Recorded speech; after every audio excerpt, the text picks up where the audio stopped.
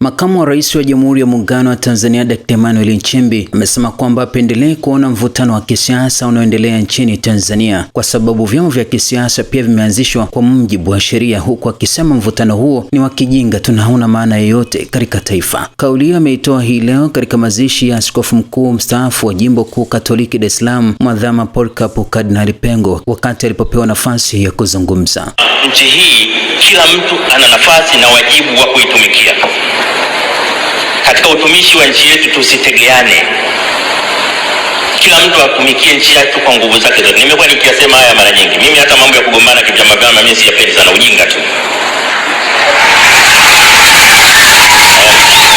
Nchi yenu moja, nchi yenu wote, mnagombana nini? Mtakuwa mashahidi. Hata nilipokuwa katibu mkuu wa chama nikisikia mwana CCM ameongea maneno ya hovyo zidi ya upinzani, nilikuwa nakemea mara moja. Wala ni ujinga tu. Kwa vyama vya siasa navyo vimeundwa kwa mujibu wa katiba ya nchi. Mtu anapojiunga na chama kingine, maana yake naye anataka kutumikia nchi yake kwa njia nyingine, lakini utumishi ni utumishi.